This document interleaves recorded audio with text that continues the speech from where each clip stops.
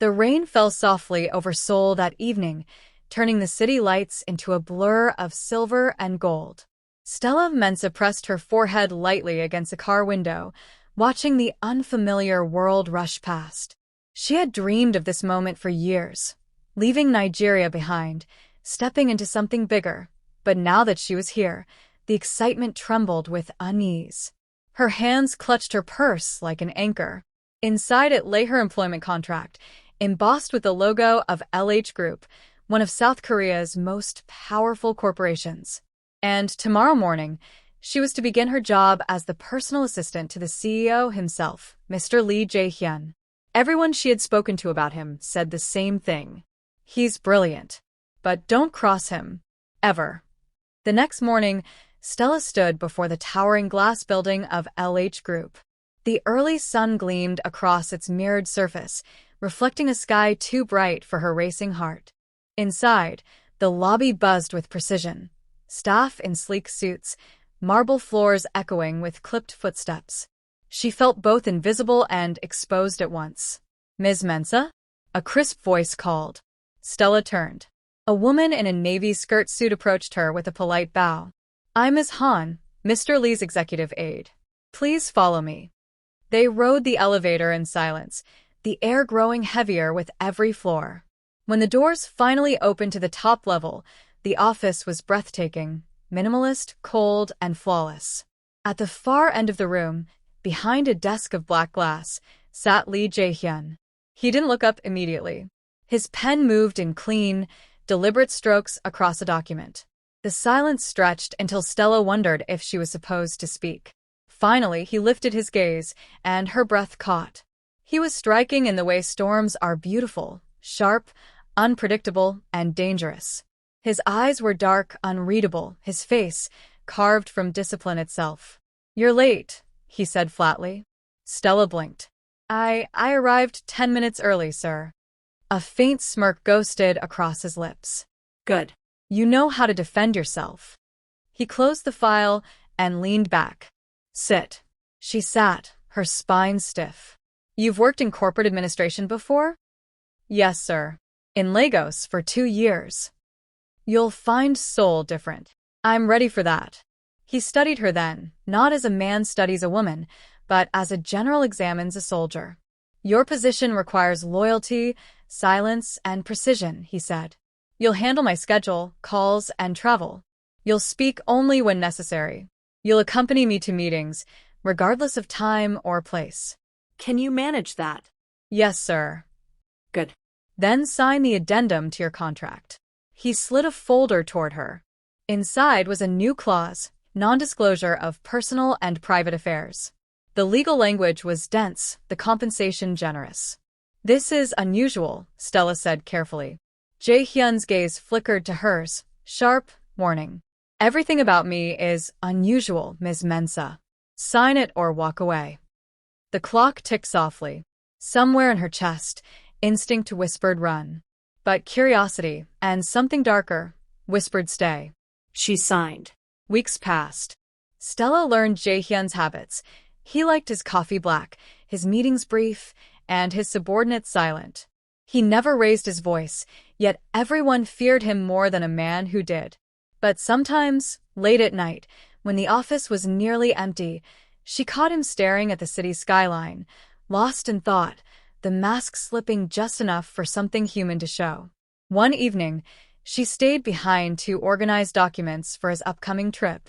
He was still there, jacket off, sleeves rolled up, tie loosened.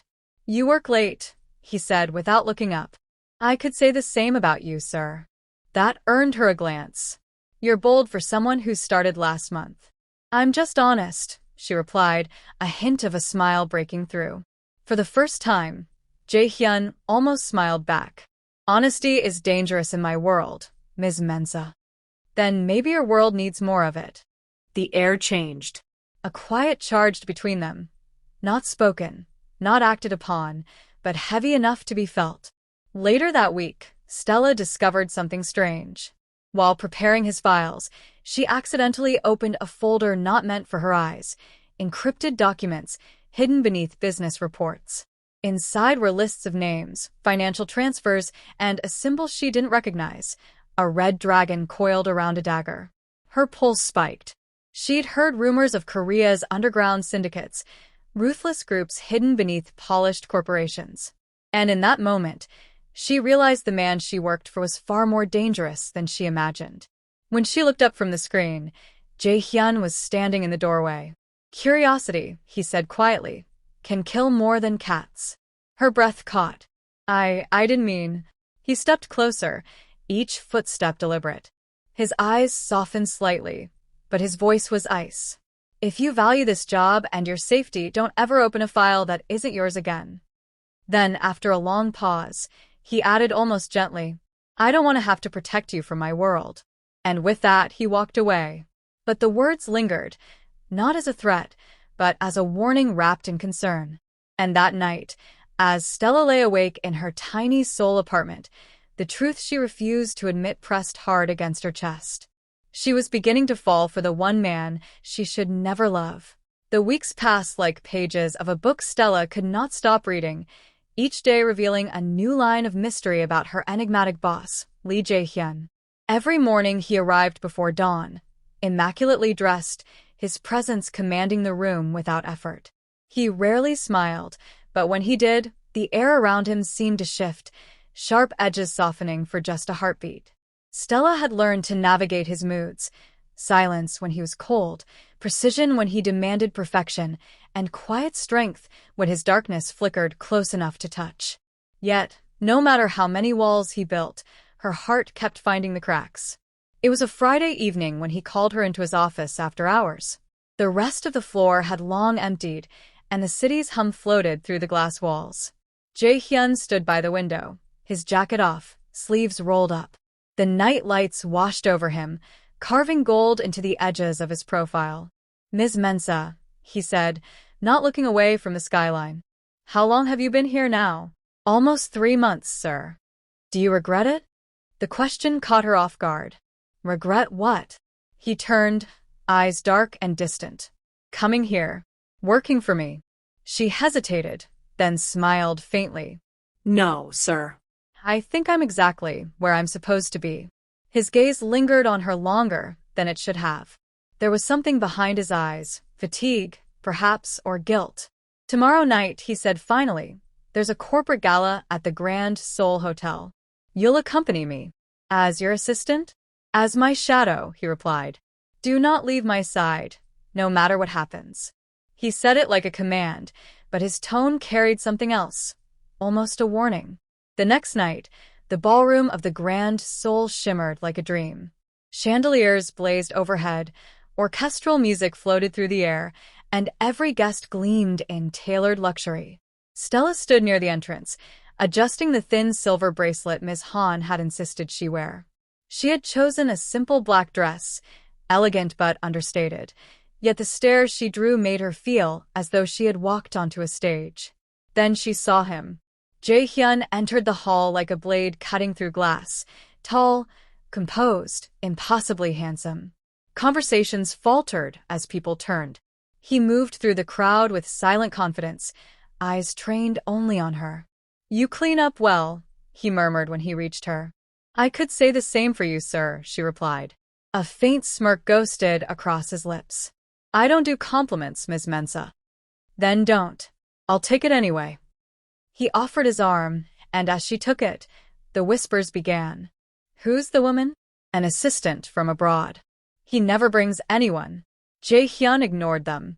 His expression was calm, unreadable, but Stella felt the faint tension in his muscles beneath her hand, as if he were waiting for something to happen.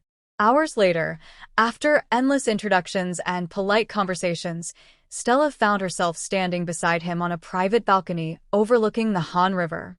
The night breeze carried a quiet hum, and the city below shimmered like liquid silver. "You don't like crowds," she said softly. "I don't like pretenders." "Then why come at all?" "Because sometimes," he said, turning to her, "you have to wear the mask the world expects, even when it suffocates you." There was no arrogance in his voice, only quiet exhaustion. Stella looked at him, really looked, and saw the man beneath the armor. lonely, wounded, and unbearably human. What if someone saw behind it, she asked. Then they'd see what they were never meant to. And you? Would you let them? His gaze softened, almost tender. No one has ever asked to. A beat of silence hung between them.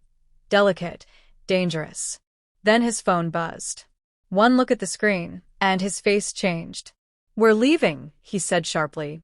Is something wrong? Stay close to me. They exited through the side corridor. The hotel's glittering warmth gave way to the cold hum of the underground parking lot. Two black sedans idled near the exit. A man stepped out from the shadows. Mr. Lee, he said in accented Korean. It's been too long. Jae-Hyun's posture stiffened. Park. The man smiled thinly. You've been difficult to reach. The syndicate demands an answer.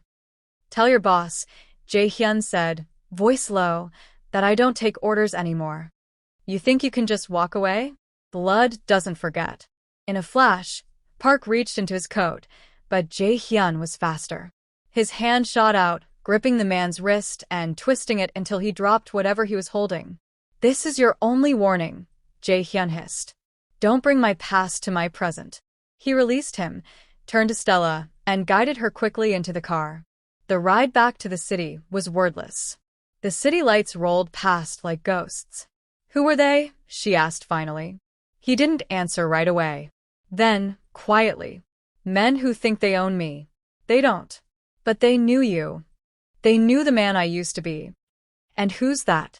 He met her eyes briefly. Someone you shouldn't care about. Maybe I already do.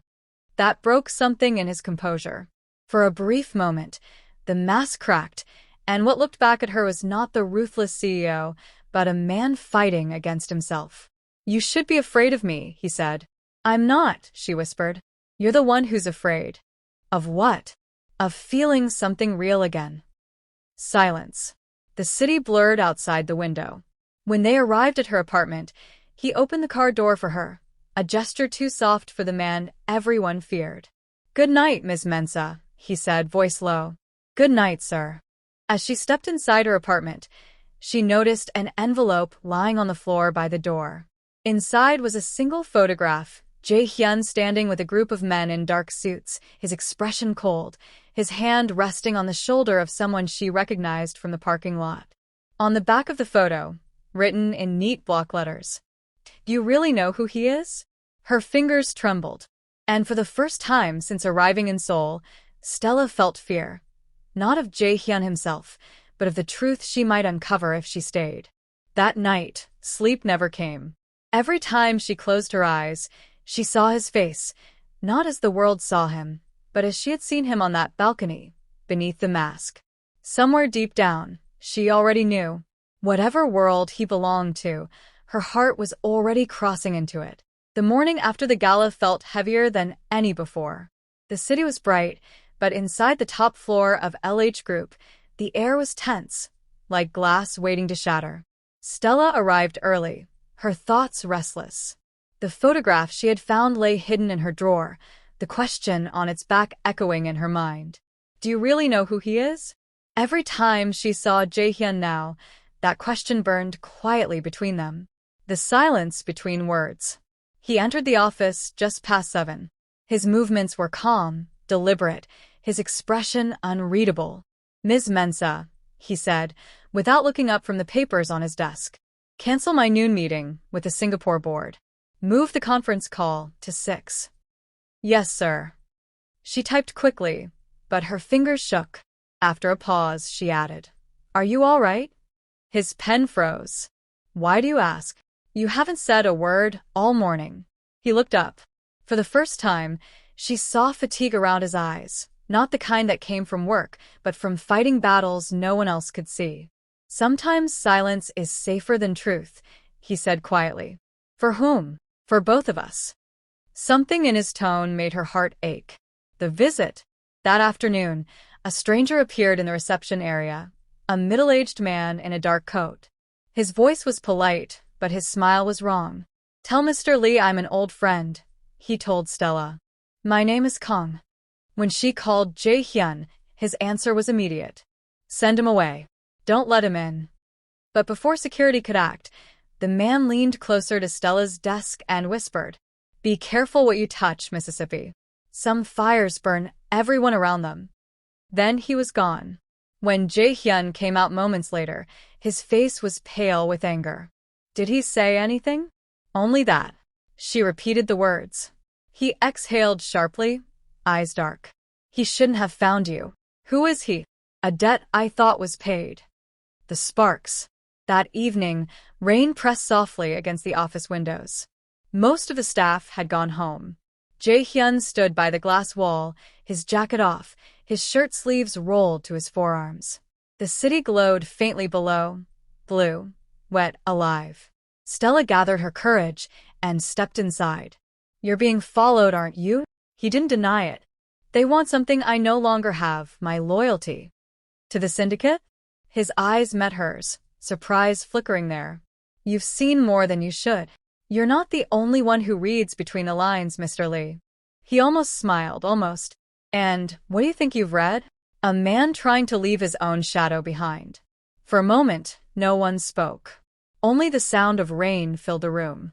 Then, slowly, he walked toward her. "Why do you care?" "Because you gave me a reason to." "That was a mistake. Then it's one we both made." He stopped a breath away from her. The air between them felt charged, alive. His voice was low, careful. "You shouldn't look at me that way, Stella." "How am I looking at you?" "Like I'm still worth saving." Her heart pounded. "Maybe you are." He looked away, his jaw tightening. "If you knew what I've done, I'd probably still be standing here." That broke through the last of his control. For a long, suspended second, they simply looked at each other. The ruthless CEO and the woman who refused to fear him.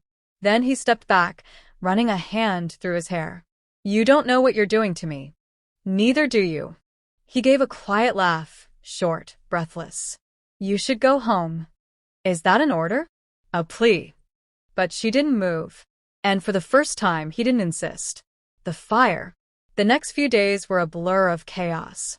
Anonymous calls. Cancelled meetings. A black car parked too long near her apartment. One night, Jae-Hyun appeared at her door, drenched from rain. "Pack a bag," he said. "You can't stay here." "What's happening?" "They found you." She followed without question. The drive through the city was silent except for the rhythm of rain on metal. He stopped at a secluded villa on the outskirts of Seoul, glass and wood nestled among pine trees. Inside, he poured 2 cups of tea, hands steady but eyes restless. "You shouldn't be here," he murmured. "You brought me." "Because it's the only place I can keep you safe." "From who? Them or yourself?" He looked up sharply. "Stella." She shook her head. "You keep saying I shouldn't care. But every time you protect me, you prove you care too. Caring gets people killed." "Maybe. But not caring kills you slowly." He set the cup down and turned away, his shoulders trembling with the effort to stay composed. "I can't promise you anything," he said finally. "Not a future, not peace, not even safety." "Then don't promise. Just don't lie." He faced her again, eyes raw with everything he couldn't say. "I've lied to everyone in my life. Except you." The words landed between them like a confession. And in that fragile silence, the distance that had always held them apart finally collapsed, not in passion, but in something deeper. The desperate need to feel alive in a world built on fear. They didn't speak for a long time.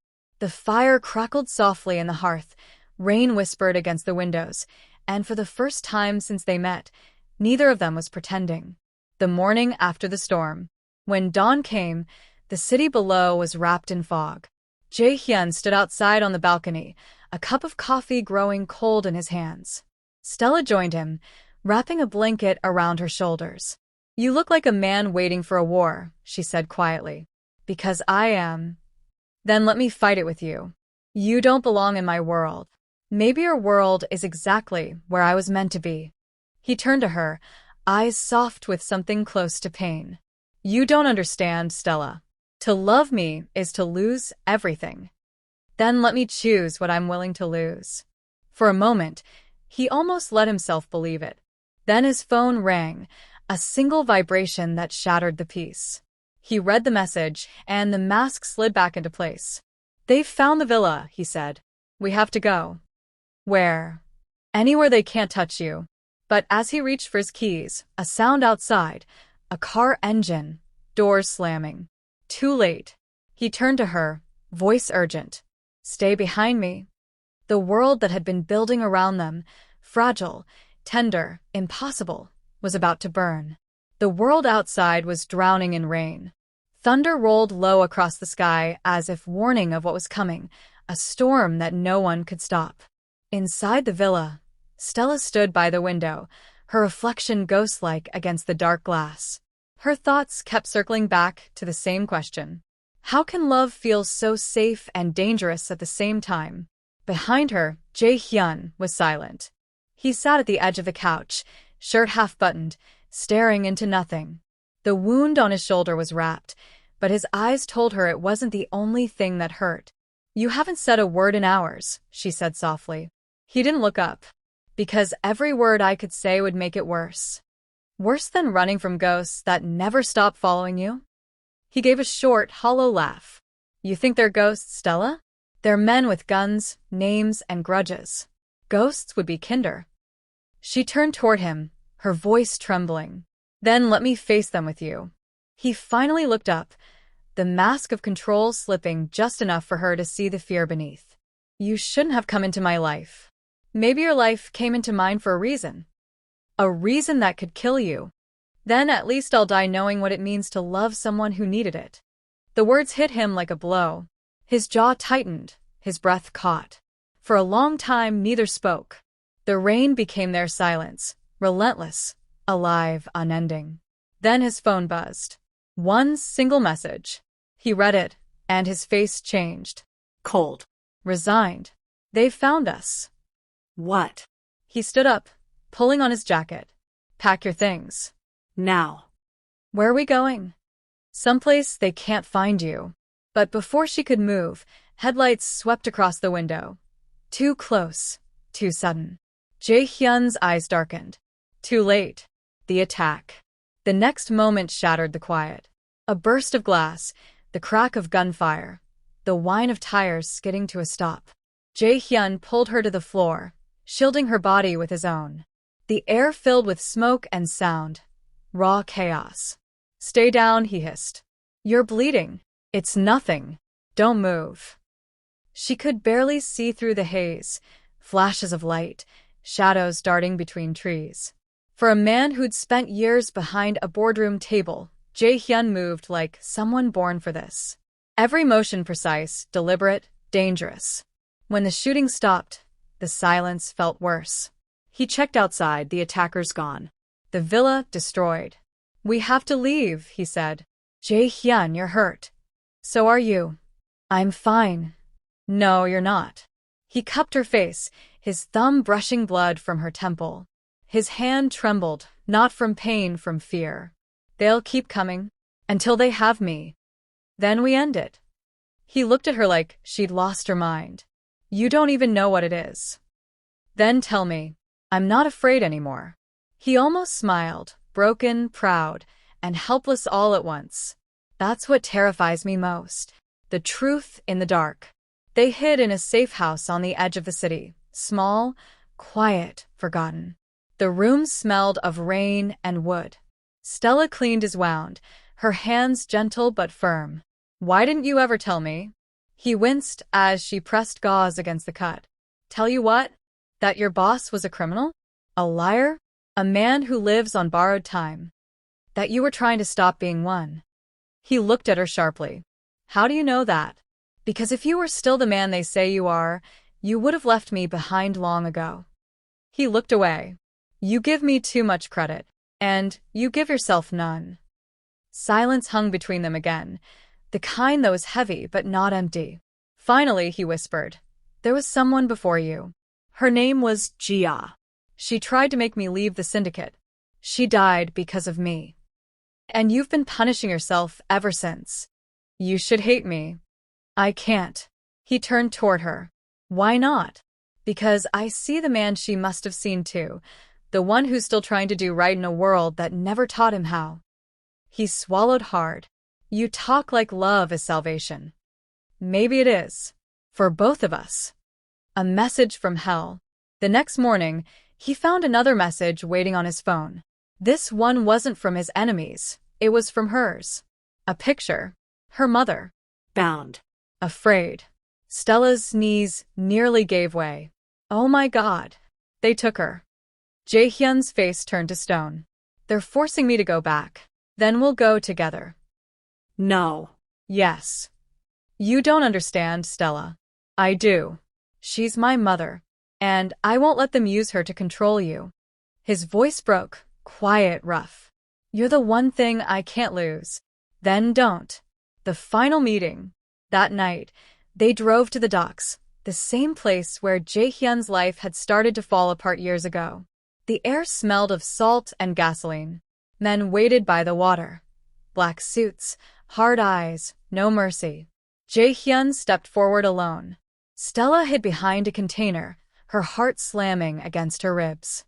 Kong was there, smiling like the devil himself. The prodigal son returns, Kong said. I warned you, Jae-Hyun. No one leaves the family. Let the woman go. When you give me what I came for, the ledger, the proof of betrayal. I destroyed it, Kong sighed. Then I'll destroy her. And then chaos again. Shouts. A gunshot. The smell of smoke. Stella ran out before she could think. Stop. Take me. Jae-Hyun's eyes went wide. Stella, no. The gun fired. A single shot echoed through the dock. Kong fell. And so did Jae-Hyun. The storm breaks. The rain began almost instantly, as if the heavens themselves refused to stay silent. Stella fell to her knees, pulling him into her arms. Blood soaked her hands, hot and real. Jae-Hyun, please don't. He smiled faintly, eyes dimming. You shouldn't have followed me. I told you, I'd never leave. You made me believe again, even if it's just for a moment. We still have time. No, he whispered. Not for me. But you have to live. Not without you. His hand found hers. Promise me. Tears streamed down her face. I promise nothing without you. He tried to laugh, but it came out as a breath, stubborn as ever. The rain grew heavier, drowning his last words. And when he went still, the storm went silent. After the storm, the police found her hours later, still holding him. She didn't speak. Didn't cry. Just stared at the man who had been her ruin and her redemption. Days later, she stood at the edge of the Han River, the wind tugging at her hair. Seoul glimmered faintly in the distance, beautiful, cold, merciless. You told me love gets people killed, she whispered. But maybe love also keeps them alive in memory. She opened her hand. A small silver ring gleamed in her palm. His, the one he never took off. The river carried it away, along with the last of her tears. The sky over Seoul was gray the day she left. Even the city seemed to mourn, the rain gentle now, not violent, as if the storm itself had wept all it could. Stella stood at the airport gate, clutching her passport, unable to take that final step. She looked out at the runway where planes rose into the mist, carrying strangers to new lives, while hers felt suspended between worlds, the one she came from and the one she'd lost him to. Boarding call for Lagos, Nigeria, the announcement echoed. But she didn't move. Echoes of him. For weeks, she had lived in silence, through police questions, through news reports that reduced Jae-Hyun's death to a headline. CEO linked to underground syndicate found dead in dockside shooting. They didn't say how he'd died saving her. They didn't say he'd once loved with a tenderness fierce enough to make even his enemies falter. To the world, he was a monster. To her, he was everything. Before she left Seoul, she visited his grave, a simple black stone, no name, no flowers. Only a number. She knelt before it and whispered, "You told me to live. So I will. But not a day will pass that I won't remember the way you said my name." She traced her fingers over the cold marble and placed a single white lily on top. "I'll see you again. In another life, when you're free. The wind caught her tears and carried them away. Returned to Nigeria. The flight home was quiet. When she landed, Lagos felt louder than she remembered, colors brighter, people closer, life unafraid of being loud again. Her mother was recovering, alive but shaken. The trauma had carved new lines into her face, but when she saw Stella, she managed a small smile. "You came back," her mother whispered, her voice weak. Stella knelt by her bedside and took her hand. "I promised, didn't I?" They didn't talk about the kidnapping. They didn't talk about Jae-Hyun. Some wounds didn't need words. That night, Stella sat on the balcony of her mother's house, watching the sunset burn across the sky, crimson fading into gold. It looked almost like Seoul on a summer evening, the kind of evening when Jae-Hyun would have stood by the window, pretending not to watch her work. She smiled faintly. "You'd hate this quiet," she murmured. "You always said silence meant danger." But the silence now was peaceful. And for the first time since he died, she felt him there, not as pain, but as presence. The letter. A week later, a package arrived. No return address. Inside, a single envelope with her name written in his handwriting. Her hands shook as she opened it. "Stella, if you're reading this, it means I kept my promise, to keep you alive, even when I couldn't be there. I told you once that I couldn't give you a future. I was wrong. The future was always you. Inside this envelope is the deed to something small, something quiet, a clinic by the river in Busan. I bought it years ago for Gia, but I never had the courage to finish it. Maybe now you can use it to help others start over, the way you helped me. If you ever stand by the Han River again, look to the east at dawn. That's where I'll be, in the light, in the wind, in the part of you that refuses to forget. Thank you for loving the man I tried to be. Jae-Hyun." The paper trembled in her hands as she pressed it to her chest. Tears came, but they were softer this time. Not of grief, but of release. "You always kept your word," she whispered. 1 year later, the river in Busan was calm that morning. The clinic stood quietly on the hill above it, white walls gleaming under a pale sun. Children's laughter echoed through the courtyard as Stella carried a tray of tea to the porch. She had turned the place into something beautiful, not just a building, but a haven. The staff called her Director Mensa, though she still flinched every time someone said it. Sometimes, when the wind blew, she could almost hear him, his low voice, that half-smile that used to undo her. "You make me weak." And her voice would answer the memory, softly. Then be weak, just once. The world kept moving. The seasons changed. But love, real love, didn't vanish. It transformed. Ashes of the heart. That evening, as the sun dipped into the horizon, Stella stood by the river with a small box in her hands. Inside were Jae-Hyun's cufflinks, the only thing she had left of him.